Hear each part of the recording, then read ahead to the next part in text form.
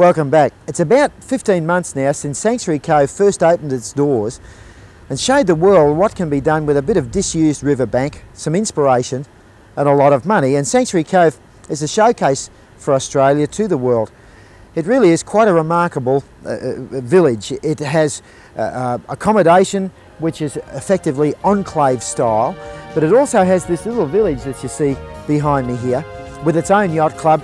People come in, there are marina berths made available for visiting boats, and you come in, you sit around on a Sunday afternoon and enjoy yourself in a truly remarkable environment. Now, Sanctuary Cove is also a superb venue for conventions and for shows.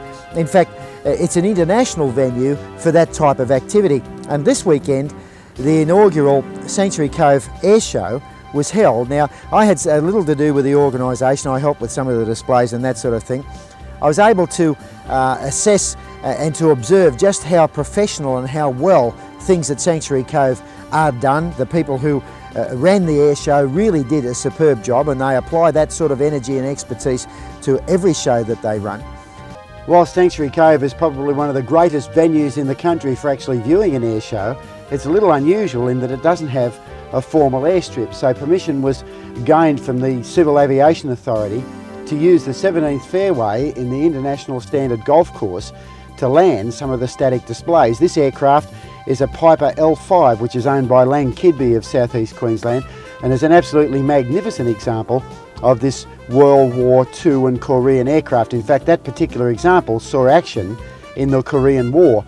Two drifters from Ostflight at Boona. These aircraft are Australian certified two-seat ultralights, made the fairly lengthy but rapid flight down from Boona to Sanctuary Cove. Also managed to handle the golf course without any problems at all. The golf course, by the way, was plenty long and wide enough. It was just that it undulated a little, and as you can see from these shots, that gave the undercarriages of the various aircraft something of a workout. But the landings were conducted with absolute ease, no problems whatsoever. In fact, it showed up the quite remarkable versatility and utility of Scott Winton's Opal. Usually high performance aircraft such as this are restricted to smooth and lengthy runways. The Opal showed its remarkably broad performance envelope by being able to land on the golf course without any problems. And incidentally, on the Sunday afternoon after the air show, Scott simply trundled the Opal back from the display area down to the 17th fairway and took off and flew from Sanctuary Cove down to Tyagra, which is just near Mullumbimby in northern New South Wales, in the grand total of 23 minutes flying time. The village was open up to the aircraft, and there were displays in various areas right through the weekend, the static displays. Again, one of the minor problems of not being able to have the airstrip there is that you have to split the displays between static, which have to remain static all weekend, and the flying displays, but that really wasn't a problem. In fact, I was quite surprised at just how well the whole thing went. A new view of the Opal with its sign writing. Scott has been able to secure a certain amount of sponsorship for his record attempts, and by the way, the Opal is in the process of waiting ratification for 4 brand spanking new world records. My Little Colt was also featured there without her wings, which are in the process of being finished, but the Colt is about ready to fly. Now, the early openers, together with quite a lot of other parachutists, were really the highlight of the weekend. Jeff McTaggart provided the magnificent Sikorsky S-62 as a skydiving aircraft, and it proved to be ideal for that. The early openers are Australian champion skydivers, and in fact did very well in the World Championships.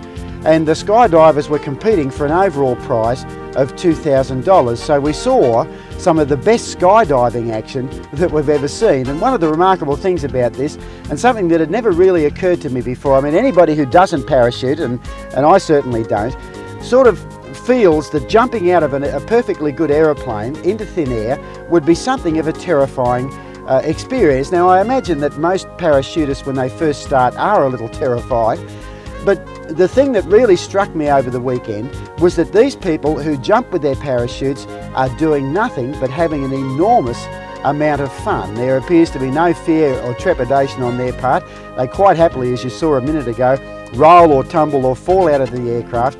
And listening to them on the way down, just as they approach the landing pad, it's quite obvious that they really are having the time of their lives. This was the Gold Coast Ultralight Club's display with quite a large array of various kinds of ultralight aircraft, most of which have been built by club members. And this again was the Drifter, which I mentioned a little earlier. Ausflight in Boonah build these aircraft. They're 100% Australian, but built to an American design and built using imported American materials, because the Australian materials don't come up to standard. Truly an excellent effort. The world's smallest airline and the world's hardest worked tiger moths were displayed by Bruce McGarvey of Surfers Paradise. Scotty Adam gave quite a remarkable display of crop dusting in the Big Ag Cat. Now here's some idea of the standard of parachute display that was enjoyed over the weekend. A 24-man star happened on both days, and you can see the various jumpers peeling off from the star and opening their chutes. Now once the chutes are open, that's when the fun really starts, because they come down in a series of spirals, do all kinds of things. These chutes, by the way, are quite remarkably controllable, and using the shrouds and the various control mechanisms there, the jumpers are able to control their descent to the extent where a large number of them are able to hit a circle around about the size of a 20-cent piece. Now that really is quite a remarkable achievement, and even though it was calm weather, these jumpers are able to do that even in windy weather. Barry Hempel entertained us all with magnificent aerobatic displays in 3 aircraft, this one being the Pitts Special. He also flew the Belanca Decathlon, which comes from a mid-1930s American design and is one of the best sport standard aerobatic aircraft in the world. And Barry also flew quite an ancient but beautifully modified de Havilland Chipmunk in the aerobatics. So a superb weekend. We're looking forward to the Sanctuary Cove Air Show next year, and watch out very shortly for the Sanctuary Cove Boat Show.